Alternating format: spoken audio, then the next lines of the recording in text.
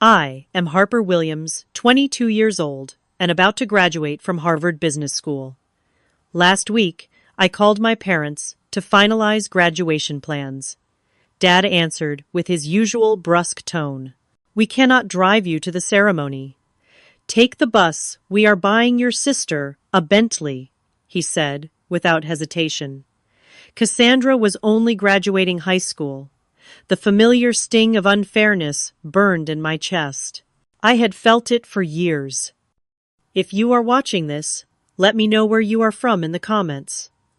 Hit that like button and subscribe to follow my journey from bus rider to someone who made my parents drop their programs in shock. Growing up in our sprawling Connecticut home, I always felt like I was living in the shadow of my sister. My father, Robert Williams, worked as a chief financial officer for a Fortune 500 company. He was stern, methodical, and had impossibly high standards. My mother, Elizabeth, was a renowned neurologist at a prestigious hospital in Boston. She was equally demanding, but in a more subtle way. Together, they created an environment where excellence was not celebrated, but expected. When I was 4 years old, my sister Cassandra was born. I still remember the day my parents brought her home. She had these big blue eyes and tufts of golden hair that caught the sunlight. From that moment, it seemed like the spotlight in our family permanently shifted. I went from being the center of attention to the reliable older child who was expected to set an example. The pattern of favoritism started subtly. For my 8th birthday, I received a set of educational books. 2 months later, Cassandra turned 4 and was gifted a lavish princess party complete with a pony in our backyard. I told myself it was because she was younger and needed more attention. But as the years passed, the disparity only grew more obvious. Our family vacations became centered around Cassandra's interests. If she wanted to go to Disney World, we went to Disney World. When I expressed interest in attending a science camp instead of our annual beach trip when I was 12, my mother patted my head and said, "Maybe next year, Harper. Next year never came." School achievements were another area where the double standard was painfully clear. I worked tirelessly to maintain straight. As joining every academic club and competition I could, my report cards were met with cursory nods and comments like, "That is what we expect from you, Harper." Meanwhile, Cassandra would bring home B's and C's and receive effusive praise for trying her best or showing improvement. By the time I reached high school, I had internalized that I needed to work twice as hard for half the recognition. I joined the debate team, became editor of the school newspaper, and took every advanced placement class available. I studied until midnight, most nights fueled by the desperate hope that eventually my parents would look at me with the same pride they showed Cassandra when she got a minor role in the school play. My sister and I had a complicated relationship. I never blamed her directly for our parents' favoritism. How could I? She was just as much a product of their parenting as I was. But there was an undeniable distance between us. Cassandra grew accustomed to getting whatever she wanted. She never had to work for anything or face consequences for her actions. When she crashed her first car at 16, a brand new Audi, my father simply bought her another one the next day. When I had asked for help buying a used Honda for college, he told me to save up from my part-time job. The most painful memory came during my senior year of high school. I had been named valedictorian, an achievement that represented years of relentless work and sacrifice. The ceremony was scheduled for a Tuesday evening in May. When I reminded my parents about the date, my mother winced. "Oh, Harper, that is the same night as Cassandra's piano recital. She has been practicing for months." "You understand, right?" I nodded automatically, the disappointment calcifying into something harder and colder in my chest. I attended my valedictory ceremony alone. As I stood at the podium delivering my speech about perseverance and looking toward the future, I scanned the audience for faces that were not there. That night, I made a decision. I had received a partial scholarship to Harvard, enough to make it possible, but not enough to cover everything. My parents had vaguely mentioned helping with expenses, but I decided I would not ask them for a dime. The summer before college, I worked 3 jobs. I was a barista in the morning, an office assistant in the afternoon, and I tutored in the evenings. I saved every penny. When August came, I packed my belongings into 2 suitcases. My parents seemed surprised when I declined their offer to drive me to Cambridge. "I have got it covered," I told them, wheeling my suitcases to the door. My mother looked momentarily concerned. "Do you have enough money for the semester, Harper?" I nodded. "I have been saving." My father glanced up from his newspaper. "College is expensive. Do not waste your money on frivolous things." That was the extent of their send-off. Meanwhile, Cassandra was starting her freshman year of high school with a complete wardrobe overhaul and a new MacBook Pro. The contrast could not have been more stark, but by then, I had stopped expecting anything different. As I closed the door behind me, I felt a strange mixture of sadness and liberation. I was finally going to build a life that was entirely my own. My first semester at Harvard was a brutal awakening.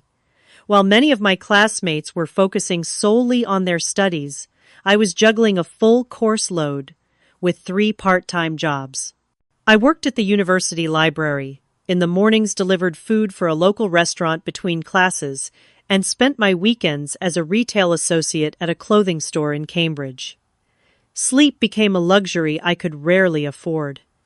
Despite coming from a wealthy family, I received 0 financial support. My partial scholarship covered tuition, but everything else from housing to books to meals came out of my own pocket. I lived in the smallest dorm room on campus, ate ramen noodles more often than I cared to admit, and became an expert at finding free events that offered complimentary food. During those early struggles, I met Jessica Rodriguez, a fellow business student who became my closest friend. Jessica came from a single-parent household in Arizona and was also working multiple jobs to make ends meet. We bonded over our shared financial struggles and became each other's support system. We would take turns cooking affordable meals in the communal kitchen and split the cost of textbooks whenever possible. "How can your parents not help you at all?" Jessica asked one night as we were highlighting used textbooks we had purchased together, especially since they can clearly afford it. I shrugged, attempting to appear unbothered. "They believe in self-sufficiency, I guess." "That is not self-sufficiency," Jessica replied, her voice tinged with indignation. "That is neglect when they are buying your sister designer clothes and new cars." It was the first time someone had named the disparity so bluntly, and something about hearing it from another person made the reality of my situation hit harder. In my sophomore year, I met Jake Thornton in my economics class.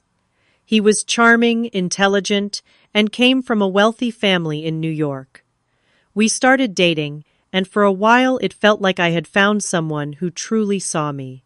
Jake was generous and kind, always trying to treat me to nice dinners or weekend getaways, but my pride made it difficult to accept his generosity. I was determined to pay my own way, even when it meant working extra shifts to afford my half of our dates. The relationship began to strain when Jake could not understand why I would not let him help me financially or why I was always so busy with work. "Just let me take care of it," he would say, frustrated, when I insisted on paying for myself. "Or ask your parents for help. Why are you making things so hard on yourself?" No matter how many times I tried to explain my relationship with my parents, he never truly understood. Our relationship ended after 8 months, when he surprised me with plane tickets to Paris for spring break. When I told him I could not go because I had already committed to working extra shifts, he accused me of being stubborn and ungrateful. We broke up that night, adding heartbreak to my growing list of challenges. The holidays were particularly difficult. While other students went home to celebrate with their families, I often stayed on campus to pick up extra work hours. During my first Thanksgiving at Harvard, I called home hoping for at least a warm conversation. "We miss you, Harper," my mother said, though I could hear the distraction in her voice. "We are about to sit down for dinner." Cassandra made the most beautiful centerpiece for the table. In the background, I could hear laughter and the clinking of glasses. "I should let you go," I said quietly. "Yes, good idea. Call again soon," she replied, before hanging up. I spent that Thanksgiving evening working a double shift at a local restaurant serving turkey dinners to other people's families. The turning point in my college experience came when I enrolled in Professor Wilson's financial technology course during my junior year. Unlike many professors who barely noticed the quiet, hard-working student in the back row, Professor Wilson saw something in me. After I turned in a paper analyzing emerging trends in digital payment systems, she asked me to stay after class. "This is graduate-level work, Harper," she said, gesturing to my paper. "Have you considered focusing on financial technology for your career?" That conversation marked the beginning of a mentorship that would change the trajectory of my life. Professor Wilson became the supportive adult figure I had always craved. She recommended books, introduced me to industry contacts, and most importantly, believed in my potential. Under her guidance, I began to explore the world of cryptocurrency and blockchain technology. This was in 2019, when Bitcoin was recovering from a crash, but still not mainstream. I became fascinated by the potential of digital currencies and the underlying technology. I spent countless hours in the library researching, learning to code, and developing my own theories about how to solve some of the security issues plaguing early cryptocurrency platforms. By the end of my junior year, what had started as academic interest had evolved into a concrete business idea. I envisioned a platform that would make cryptocurrency transactions more secure and accessible to everyday users. Professor Wilson encouraged me to pursue it. "You have identified a genuine gap in the market," she told me. "This could be significant if you can execute it properly." For the first time since arriving at Harvard, I felt a sense of purpose that went beyond just surviving. I had found something I was passionate about, something that could potentially change the financial landscape. And unlike my relationship with my parents, my success in this venture would be entirely within my control. The summer before my senior year, I dedicated myself entirely to developing my business idea. While my classmates were securing prestigious internships or traveling, I was holed up in a tiny apartment I shared with Jessica, writing code and drafting business plans. My concept was evolving into what would eventually become Secure Pay, a platform designed to make cryptocurrency transactions as easy and secure as traditional banking. The Harvard Business School hosted an annual startup competition that awarded seed funding to the most promising student ventures. With Professor Wilson's encouragement, I decided to enter. I spent weeks refining my pitch, creating prototypes, and preparing for every possible question the judges might ask. The night before the competition, I rehearsed my presentation for Jessica for the 20th time. "Harper, you need to sleep," she insisted after my third consecutive run-through. "You know this inside and out. You are ready." The competition was fierce, with over 100 student ventures competing. When they announced Secure Pay as the winner, I almost could not believe it. The prize was $50,000 in seed funding and office space in the University Innovation Center. It was more support than I had ever received for anything in my life. And it came not from my family, but from people who recognized the value of my ideas. The win attracted attention from several angel investors, including Michael Chen, a successful tech entrepreneur who had made his fortune in the early days of social media. He invited me to lunch to discuss my company. "I will cut to the chase," he said, after I had explained my vision. "I am prepared to offer you $2 million for the entire concept right now. You can finish your degree without any financial worries, and I will take it from here."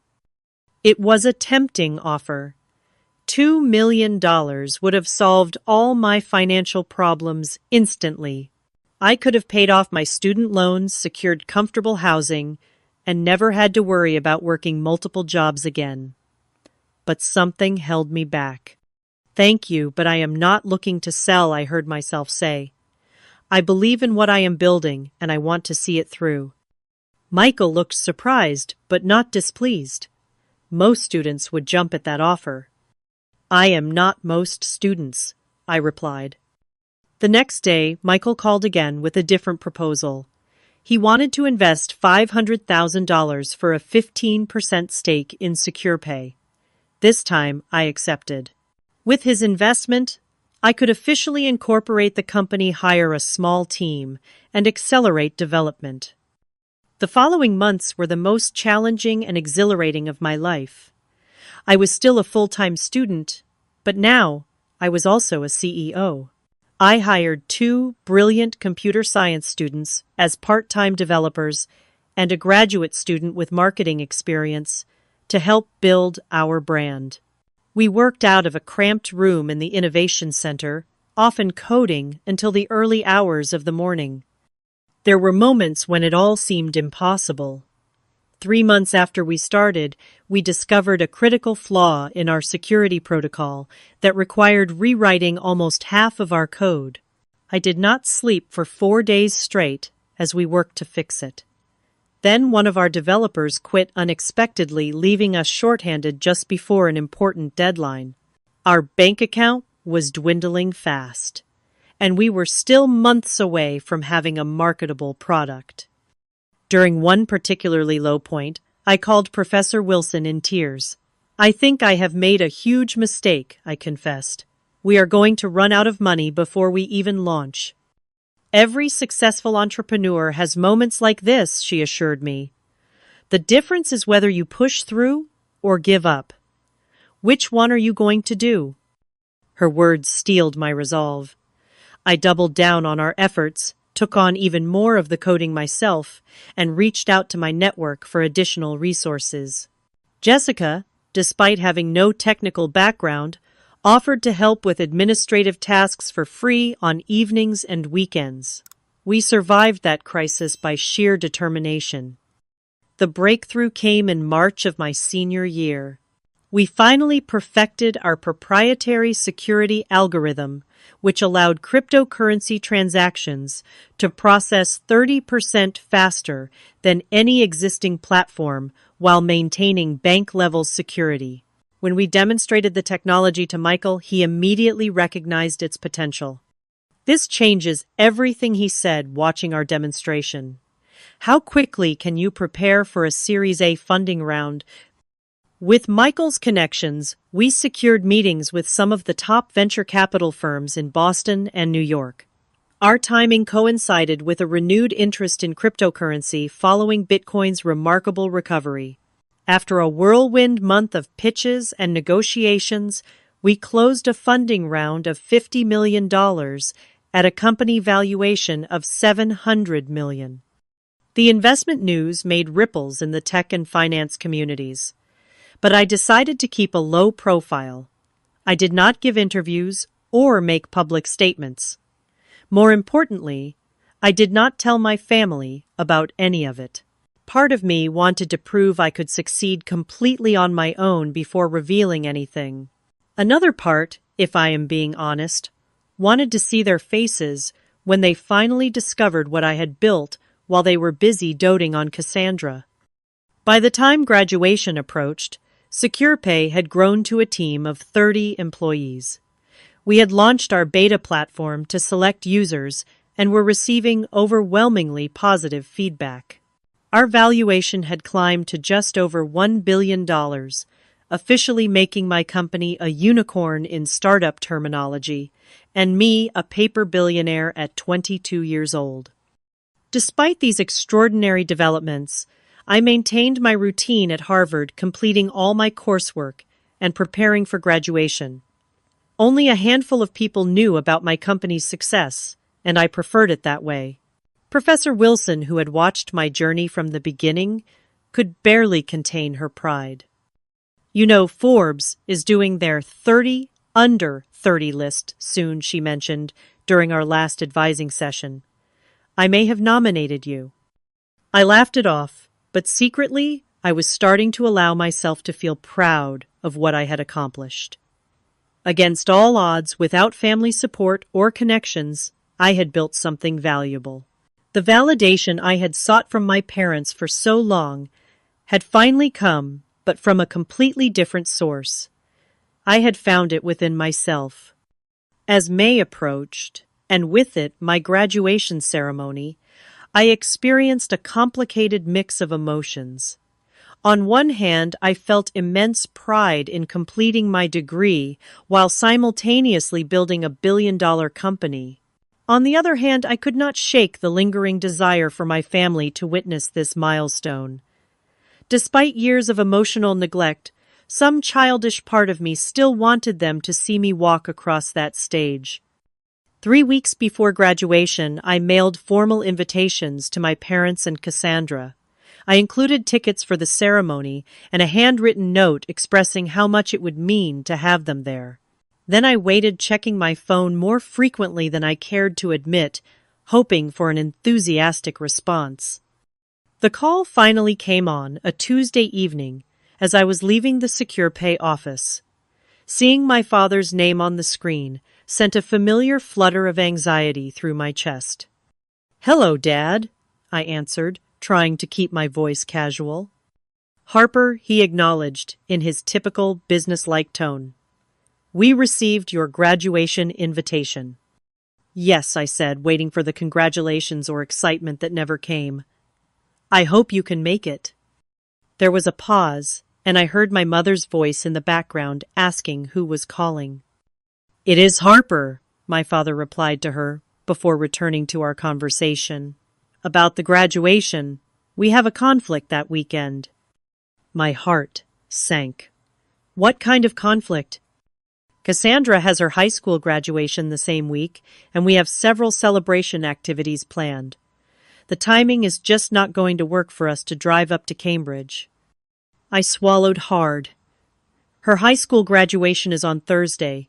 Mine is on Saturday. You could attend both." "Well, we are also taking her on a shopping trip to New York that weekend as part of her graduation gift. The plans have been set for months." I gripped my phone tighter. I sent the invitations as soon as they were available. "This is my Harvard graduation, Dad. It is kind of a big deal." "Of course it is," he said, his tone softening marginally. "And we are very proud of you. You have always been self-sufficient. I am sure you will be fine handling this on your own, too." That was when he delivered the line that would stick with me forever. "You will have to take the bus to your ceremony.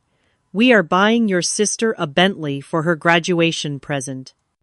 I nearly dropped my phone. A Bentley, she is 18 years old. "She has worked very hard," my father defended, "and she got accepted to UCLA. We want to reward her accomplishment." The irony was so absurd I almost laughed. Cassandra had gotten into UCLA with a 3.2 GPA and a legacy advantage because our father was an alumnus. Meanwhile, I had graduated top of my class from a prestigious prep school, gotten into Harvard on merit, and maintained a perfect 4.0 while building a company, all without their support. "I see," was all I could manage to say. "You have always been the responsible one, Harper," my mother chimed in, apparently now on speakerphone. "We never have to worry about you." Their words were meant as a compliment, but they landed like an indictment of years of conditional love. I had been punished with indifference for my competence, while Cassandra was rewarded lavishly for meeting basic expectations. After hanging up, I stood frozen on the sidewalk outside my office building. Jessica found me there 10 minutes later, still staring at my phone. "What happened?" she asked, immediately recognizing my expression. I recounted the conversation, my voice hollow. "They are buying Cassandra a Bentley for getting into college. A Bentley, Jessica. And they cannot even drive 2 hours to see me graduate from Harvard." Jessica put her arm around me. "They do not deserve to be there anyway. We are your family now. All of us at SecurePay, Professor Wilson. Me. We will be cheering louder than anyone when you walk across that stage." Later that night, Professor Wilson called to check on my graduation plans. When I told her about my parents' decision, she was uncharacteristically blunt. "Some people are incapable of celebrating others' success because it reminds them of their own limitations," she said. "Do not let their absence diminish your achievement." Despite the support from my chosen family, I still felt the sting of rejection acutely. I decided I would indeed take the bus to my graduation ceremony, as my father had suggested. There was a certain poetic justice to it. I would arrive by public transportation to receive my Harvard diploma and return to my office as the CEO of a billion-dollar company while my sister cruised around Los Angeles in her new Bentley. 2 days before graduation, I received an unexpected email from the dean of Harvard Business School requesting an urgent meeting. Concerned that there might be an issue with my degree, I went to his office immediately. Miss Williams, Dean Harrison greeted me warmly. "Thank you for coming on such short notice." "Is everything all right with my graduation status?" I asked. He smiled. "More than all right. I just received a call from Forbes magazine. You have been named to their 30 under 30 list, but more significantly, they are featuring you in their upcoming issue as the youngest self-made female billionaire in the technology sector." I blinked, surprised that the news had broken. I had hoped to keep that information private for a bit longer. "I understand your desire for privacy," he said, "but this is an extraordinary achievement that brings great prestige to Harvard Business School. With your permission, we would like to recognize this accomplishment during the graduation ceremony." My initial instinct was to decline. I had grown accustomed to succeeding quietly. But then I thought about my parents sitting in the audience, unaware of what I had built, ready to leave immediately after the ceremony to return to celebrating Cassandra. "What exactly did you have in mind?" I asked. "Just a brief mention during your introduction as class valedictorian. Nothing that would make you uncomfortable." I considered it for a moment, then nodded. That would be fine. As I left his office, I received a text from Cassandra's surprise mom, and Dad decided we can come to your graduation after all. See you Saturday. I stared at the message, a complex emotion rising in my chest. After all this time, they had changed their minds. But I knew it was not, because they had suddenly realized the importance of my graduation. Something else had motivated this last-minute decision, though I could not imagine what. Whatever the reason, I was about to find out. Graduation day dawned clear and beautiful, the kind of perfect May morning that makes Cambridge look like a postcard. I stood in front of my mirror, carefully adjusting my cap and smoothing the robe over my dress. Despite knowing my parents would now be attending, I kept my original plan to take the bus to campus. It felt important somehow, a reminder of the journey I had made largely on my own. The public bus was nearly empty that early on a Saturday. I sat by the window watching the familiar streets pass by, reflecting on how far I had come since arriving as a freshman 4 years earlier.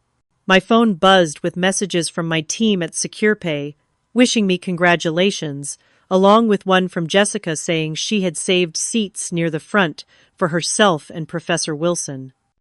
When I arrived at Harvard Yard, The transformation was stunning. Rows of white chairs lined the lawn, and crimson banners hung from every available surface. Families were already gathering, taking photos, and embracing their graduates. I scanned the growing crowd, wondering if my family had arrived yet. I spotted them near the registration table. My father, in his customary dark suit, my mother, elegant in a pale blue dress, and Cassandra looking bored as she scrolled through her phone. They had not noticed me yet, giving me a moment to observe them. They looked exactly as they always had, yet somehow I felt like a completely different person, seeing them through new eyes. Taking a deep breath, I approached. "You made it," I said. My mother turned her face, lighting up with a practiced smile. "Harper, look at you, all ready for graduation." She leaned in for a brief hug, the scent of her expensive perfume enveloping me momentarily. My father offered a firm handshake instead of an embrace. The traffic was better than expected. "Your mother insisted we leave at dawn." Cassandra finally looked up from her phone. "Congrats, sis. Can you believe they dragged me out of bed at 5 in the morning for this?" "I appreciate you coming," I said, meaning it despite everything. Some small part of me was still that little girl desperate for their approval. "We would not miss it," my mother said, though we both knew that had been exactly their plan until very recently. I wondered again what had changed their minds. Our awkward family reunion was interrupted by an announcement asking graduates to gather for the processional. "I have to go line up," I said. "There are reserved seats for family in the third row." As I walked away, I heard Cassandra ask, "Do we really have to stay for the whole thing?" The ceremony began with all the pomp and tradition Harvard is known for. We marched into pomp and circumstance, took our seats under the warm sun, and listened to the opening remarks from university officials. As valedictorian, I would be giving a short speech after receiving my diploma, something I had prepared weeks ago, but revised significantly the previous night. Dean Harrison approached the podium for the conferring of degrees. The business school graduates were called first with special recognition given to those with highest honors. When it was my turn, I rose from my seat and made my way to the stage, conscious of the hundreds of eyes following my progress. Harper Williams Dean Harrison announced graduating summa cum laude with highest distinction in business administration. I crossed to center stage, shook his hand, and accepted my diploma. I expected him to continue with the next name, but instead he held onto the microphone and added, "Ladies and gentlemen, I have the extraordinary privilege of announcing that Miss Williams is not only our class valedictorian, but has recently been recognized by Forbes magazine as the youngest self-made billionaire in this year's graduating class, having founded SecurePay, a financial technology company revolutionizing cryptocurrency transactions."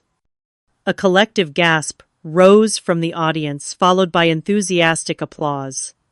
I risked a glance toward where my family was sitting. My father had literally dropped his program, the pages scattering at his feet. My mother sat frozen, her hand covering her mouth. Cassandra was staring at me with her jaw open, for once completely disengaged from her phone. The dean gestured for me to take the podium for my valedictory address. As the applause continued, I adjusted the microphone and unfolded my speech. Looking out at the sea of faces, I spotted Jessica and Professor Wilson beaming with pride in the front row. My family remained stunned in their seats, my father now bent over, retrieving his fallen program with shaking hands. 4 years ago I began. Many of us arrived at Harvard with dreams, ambitions, and more than a little fear of the unknown. We came from different backgrounds with different resources and support systems, but we shared a common goal to learn, to grow, and ultimately to make our mark on the world. I continued with my prepared remarks about perseverance, innovation, and finding purpose. I spoke about the importance of self-belief and resilience when faced with obstacles. At no point did I directly reference my parents' lack of support or the struggle I had endured. This moment was about celebration, not retribution.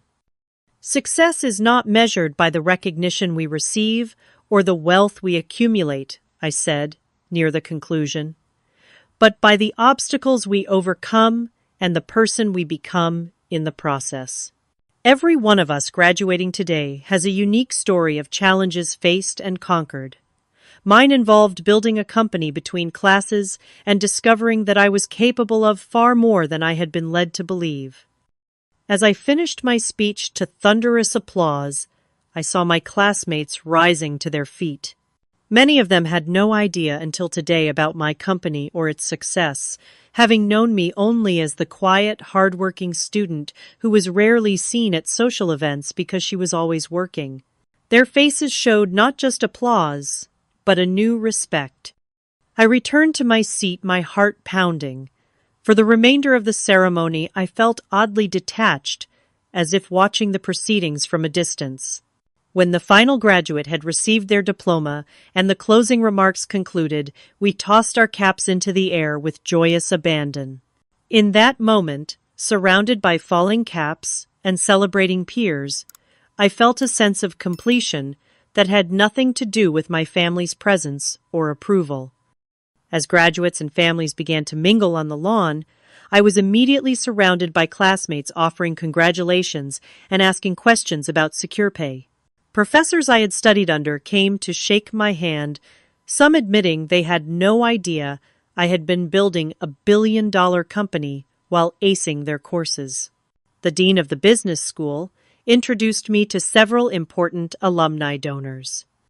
Through the crowd, I could see my family attempting to make their way toward me. My father looked determined, pushing past other families with uncharacteristic urgency. My mother followed in his wake, her expression a mix of confusion and calculation. Cassandra trailed behind them for once, looking at me with something that appeared remarkably like admiration. I excused myself from a conversation with a venture capitalist and turned to face them, unsure what to expect, but feeling strangely calm. Whatever happened next, I knew I would be okay. I had proven that to myself, beyond any doubt. As my parents finally reached me through the crowd, the contrast between our last phone conversation and their current demeanor could not have been more stark. My father, who had so dismissively told me to take the bus just days earlier now, extended his arms for an embrace with a broad smile I had rarely seen directed at me. "Harper!" he exclaimed, loud enough for those nearby to hear. "Why did you not tell us about your company? $1 billion valuation. This is extraordinary."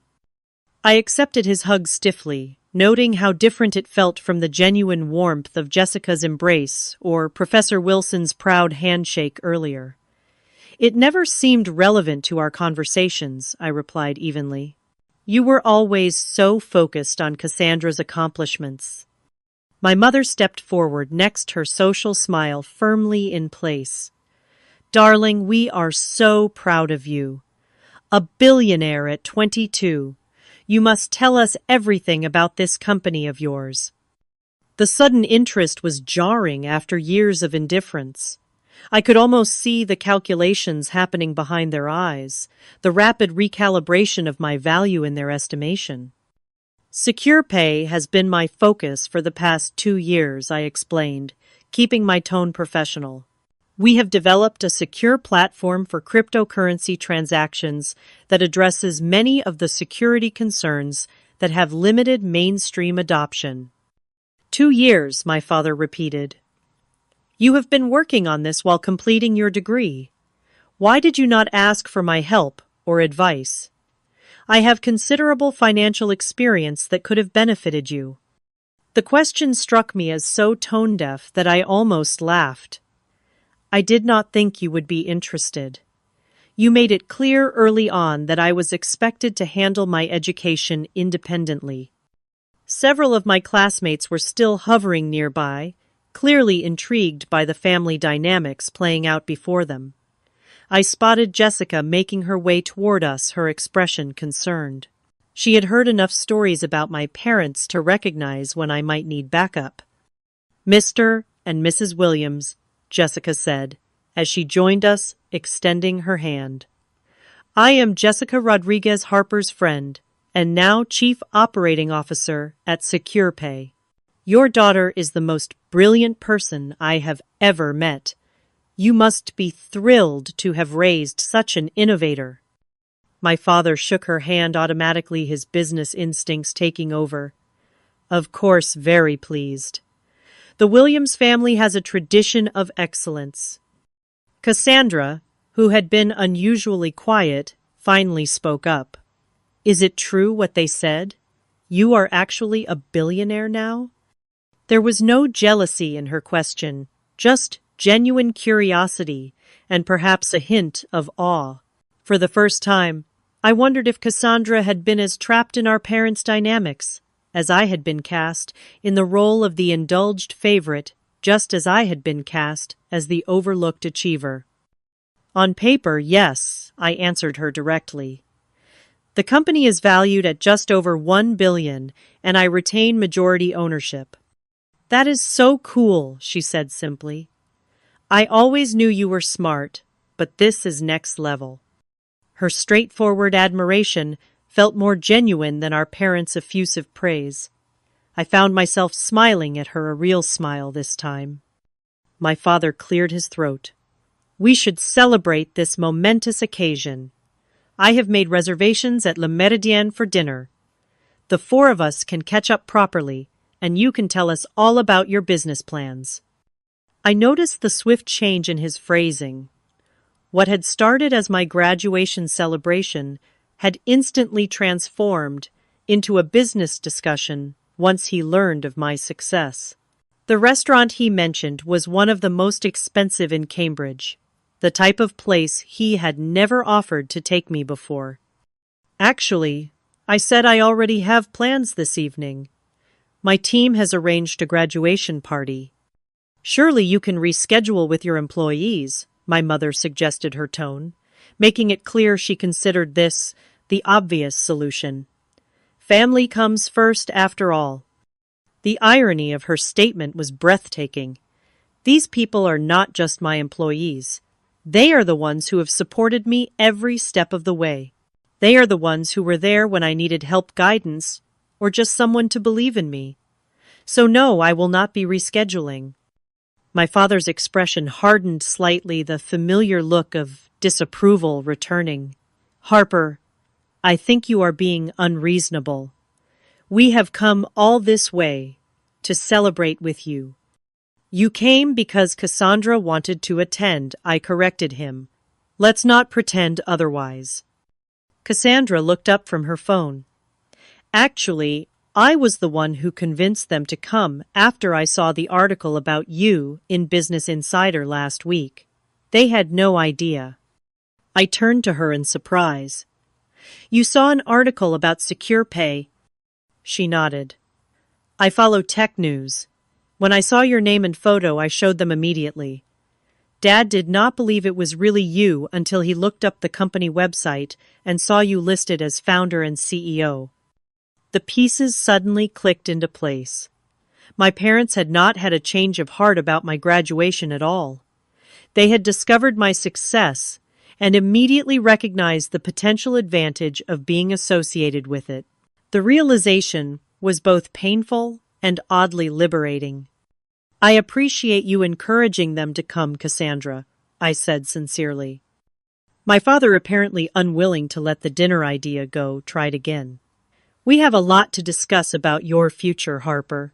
As your father, I can offer valuable insights about managing wealth and business growth.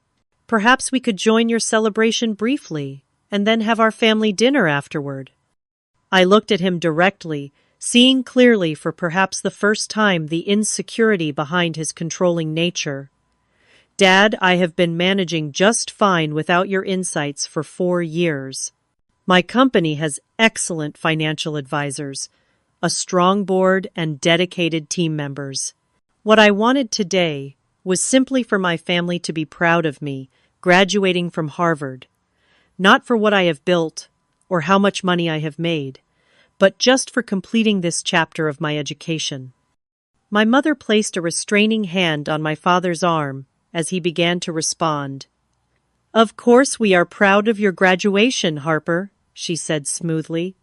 "The business success is just an added bonus." "Is it?" I asked quietly. "Because when it was just Harvard graduation, you were planning to skip it entirely for a shopping trip to New York." An uncomfortable silence fell over our group. Several nearby families had stopped pretending not to listen. Cassandra unexpectedly broke the tension. "Can I come to your party instead of going to dinner with Mom and Dad?" she asked. "I want to hear more about your company, and honestly, I am tired of being the center of attention all the time.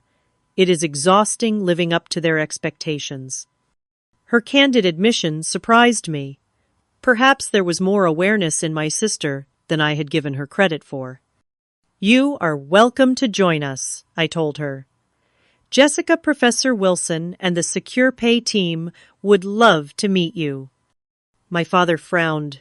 "Cassandra, we had plans as a family." For perhaps the first time in her life, my sister stood her ground against our parents. "I want to spend time with Harper. You two can go to dinner without us." My mother looked between us, clearly calculating the social implications of the situation. Perhaps we could all attend Harper's celebration as a family. I shook my head. "I think it is better if we have some space right now. This is a lot to process for everyone. Cassandra is welcome to join my celebration if she wants to, but I am not ready to pretend everything is suddenly fine between us just because you have discovered I am successful." My father's face flushed with anger. "After everything we have done for you." "What exactly have you done for me, Dad?" I asked quietly. "I worked 3 jobs to put myself through college. I built my company without a dollar of your money or a word of your advice. I took the bus to my graduation ceremony today just like you suggested." He had no response to that, just tightened his jaw in the way I had seen countless times growing up. "I should go," I said, spotting more of my team arriving at the edge of the lawn. "My guests are waiting. Cassandra, we will be at the Charles Hotel rooftop if you want to join us later." As I turned to leave, my mother called after me. "Harper, we are still your parents. We deserve to be part of your success." I paused and looked back at them. "You can be part of my life going forward if you want to, but it will have to be on different terms. I am not that desperate little girl seeking your approval anymore. I know my own worth now." With those words, I walked away to join the people who had truly supported me, leaving my parents standing among the dispersing crowd for once watching me walk away instead of the other way around. 1 year after graduation, I stood at the floor-to-ceiling windows of my Manhattan penthouse, watching the sunset paint the city skyline in hues of gold and pink. The view still took my breath away, a daily reminder of how far I had come. In the reflection of the glass, I could see the framed cover of Forbes magazine on my wall, featuring my photo with the headline, "The Billion-Dollar Underdog: How Harper Williams Revolutionized Cryptocurrency While Still in College." Secure Pay had grown beyond my wildest expectations. Our user base had expanded to over 5 million. Our technology had been licensed by 3 major international banks, and our company valuation had surpassed $5 billion. We had offices in New York, San Francisco, and London, with a team of over 200 talented individuals who shared my vision. But the true transformation over the past year had been internal. The wounded approval-seeking young woman who had taken the bus to her graduation ceremony had evolved into someone who recognized her own value, independent of others' validation. The healing process had not been easy or linear. There were still nights when memories of childhood slights and parental indifference would surface, bringing with them echoes of pain and rejection. I had found a therapist in New York, Dr. Lawson, who specialized in family trauma and helped me understand that my parents' behavior had never been about my worth. Some parents, she explained during one of our sessions, are simply incapable of seeing their children as separate individuals with needs distinct from their own narrative. That is their limitation, not yours.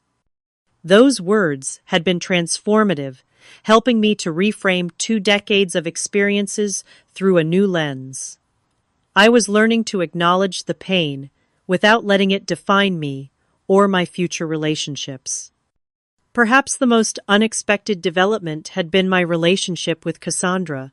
After attending my graduation celebration, where she had witnessed firsthand the respect and genuine affection my team had for me, something had shifted in her perspective. 2 weeks later, she had called me asking if we could meet for coffee the next time I was in Los Angeles. That coffee had turned into a 4-hour conversation where for the first time we spoke honestly about our shared childhood and the roles we had been assigned. Cassandra confessed that she had always admired me, but had also felt intimidated by what she perceived as my effortless perfection. "I never wanted the Bentley," she admitted. "I just wanted them to look at me the way they looked at you when you brought home perfect report cards. It seemed like nothing I did was ever enough to make them really see me." It was a revelation to discover that my sister, whom I had always seen as the favored child, had been fighting her own battles for parental approval. The pedestal they had placed her on had been just as isolating as the cold expectations they had set for me. When Cassandra expressed uncertainty about attending UCLA, confessing she had only applied there because our father insisted, I encouraged her to take a gap year to figure out what she truly wanted. 2 months later, she made the difficult decision to defer her enrollment and instead volunteered with a marine conservation program in Hawaii. To our parents' horror, she also refused the Bentley and any further financial support. "I want to try doing things the Harper way," she had told them, "on my own terms." Now, Cassandra lived in the guest suite of my penthouse, working for the charitable foundation I had established to provide technology, education, and scholarships to underprivileged students. She had discovered a passion for environmental causes and was helping direct a portion of our foundation's resources towards sustainable technology initiatives. Our relationship had blossomed into a true friendship based on mutual respect rather than the competitive dynamic our parents had fostered. We were healing together, learning to be sisters in a way we had never been allowed to be as children. My relationship with my parents remained more complicated. After the graduation revelation, they had made numerous attempts to insert themselves into my success. My father had suggested joining the board of SecurePay to provide seasoned guidance. My mother had tried to arrange photo shoots for family-friendly business magazines, positioning themselves as the supportive force behind my achievements. I had established clear boundaries, allowing them limited access to my life, while refusing to pretend our past had been different than it was. We spoke occasionally by phone, and I visited Connecticut for major holidays, but the visits were brief and carefully structured. Dr. Lawson had helped me understand that forgiveness did not mean pretending the hurt had never happened, but rather choosing not to let it control my future. "You do not owe them the success story they are trying to claim," she told me. "Your narrative belongs to you alone." The SecurePay Foundation had become one of my greatest sources of pride. Using 10% of our profits, we funded scholarships for students who, like me, were determined to succeed despite limited family support. The foundation covered not just tuition but living expenses, books, and technology, needs ensuring that recipients could focus on their education without the exhausting juggle of multiple jobs. Jessica, now my official business partner and closest friend, oversaw the foundation while continuing her role as COO of SecurePay. Professor Wilson had joined our board of advisors after retiring from Harvard, providing the same thoughtful guidance to our company that she had once given to me as a student.